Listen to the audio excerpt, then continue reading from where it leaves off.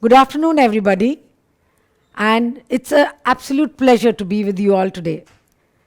Uh, this platform and talking about the power of purpose is going to be really exciting, especially where we want to revolutionize the story of business. We want to see a new face for business, where we think a little differently. Now, let's see why we will think differently. So, I'd like to tell you a story about John. Now, John was a farmer who was growing corn, and he was growing exceptionally good corn. Every year, he would win an award for growing corn. Obviously, there was a lot of intrigue as to what John was doing different. The press came to him and they said, John, how is it that you're getting an award every year? So John said, very simple. What I do is when I buy my corn seeds, I buy 5 extra bags to distribute it to the fields around me. Because with the cross-pollination, the corn grows better. And that's what gives me the good corn. And if I have to grow good corn, I have to help my neighbors. What is John doing? It's not about you. We always think that everything that we do matters, but it's not about you. It's about how the environment is conducive. How is it going to help you to, make the difference, to get that kind of stuff that is really, really good. So in the next slide, we'll see that for any business to really, really succeed or really have value, to create a value business, you need to align the interest of the customers, the suppliers, the employees, the community, and of course the finances. Unless all their interest is going in the same direction, it's not going to really make a difference to your business. And of course, like you all must have heard, the triple bottom line, where you need to say the planet, the people, and then the profit. So while every business is looking for making profits and making becoming great for the eyes of the shareholders, but unless we do it for the stakeholders, the circle doesn't complete. So like we said, John, only when he could help his ecosystem could he help his own corn to get great. So it's not about you. The next slide is corporate social responsibility. Basically is the responsibility of any organization to do good to the community, to make an impact, to ensure that the place where they are surviving as a business, where they are earning their livelihood, that is where the entire environment is also working along with them. So usually what do? They invest in impactful projects where there is a visible or there's a quantitative impact. And how do they do it? By using their own expertise. So if it's like a manufacturing company, and if they are, putting up factories and stuff like that, they will ensure that the environment is greener, water is saved.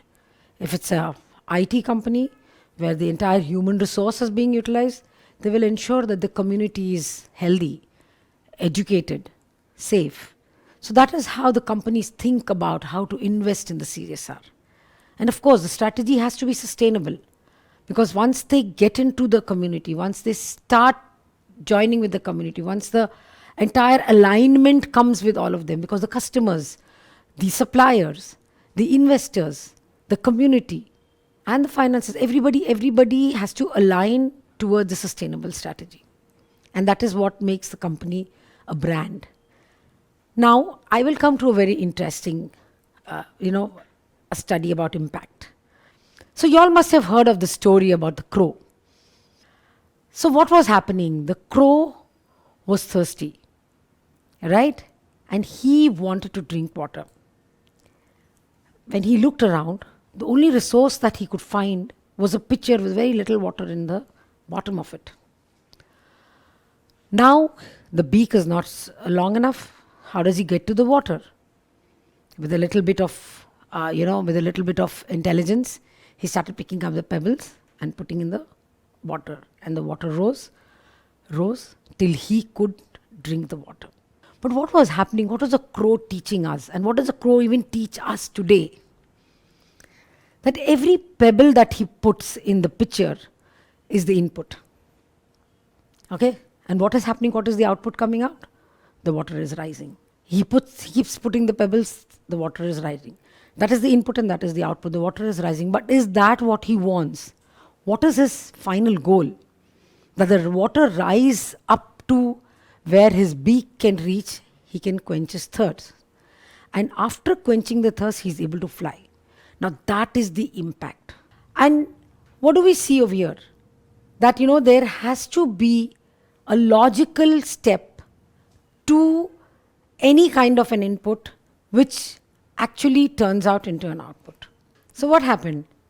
The crow worked towards the water coming up because he wanted to quench his thirst. And unless the water would come up, his thirst would not be quenched. Now what happens when we do any such kind of a philanthropy? A lot of time we feel that, okay, what we've done, what we've given, that is the input, and what is the output, we stop there. We rarely look at the impact, and the impact usually happens after some time. It takes some time for the impact to really come on. And when you have to work towards an impact, it then becomes all about you. So while we spoke about John, and we said it's not about you, you have to get the entire environment together. When you have to actually work towards the impact, it's all about you.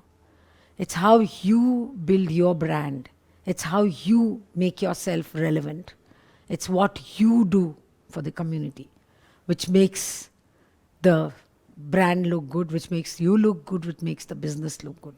And that is what CSR is all about, because when you have to actually start making an impact, when you have to actually start, building a brand, when you have to make, so profits, while profits are very important, I would never say don't talk about profits, because that's what keeps you going. Sometimes when your business is doing well, okay, you're not bothered about the profit, but sometimes when the business is not doing good, you need to make profits. But that's part of the entire action. The overall action has to go on. It can't stop at profits. It has to ensure that you have the entire community. So it's your customers, your suppliers, your community, the society, the finances. Everybody has to be in sync. And that is what you can do. On a lighter note, I would like to say, don't make CSR look like a gangster. That the whole week you are doing a lot of nonsense stuff and you're doing a lot of crimes and all that. But every Sunday you go to the church. So don't let CSR look like that. That there are a whole lot of pollutions you're spreading out and there's a whole lot of, damage you're doing to the society. But as a CSR, you're trying to make amends. Let CSR become the DNA of your organization, of your personality, of yourself. So we've got a very good guidance. Of course, in India, we've got the law that regulates you. But the United Nations has given a very good guidance you'll see on the screen. So we've got 17 sustainable goals. Now, what happens is that everybody is focusing on a few of them, maybe one of them or 5 of them or whatever, but you're focusing and working towards that as a company. So it could be, no poverty, or it could be end hunger, or it could be quality education. It could be life on land, life on water. So whatever the company picks up, whatever is part of the policy of the company, at least you are working towards a global goal, something that the whole world is working together. And 2030, we expect to see results. But don't forget the 17th goal that you see on the screen, where partnerships for the goal, that is one of the most important things that we need to take into consideration. Because unless we are all together, John has told us, that I need to ensure that the fields around my field are good. If that is not happening, then my corn is going to go bad. I'm not going to grow good corn. So that is where the entire story culminates. All the leaders, the big leaders, when they thought if they have to make a difference, they have to make a difference to the entire community, to the entire environment, to the entire cause. We cannot be selfish. I cannot think that I'm going to survive on my own. It's not about me. And then when I have to do something, it's all about me.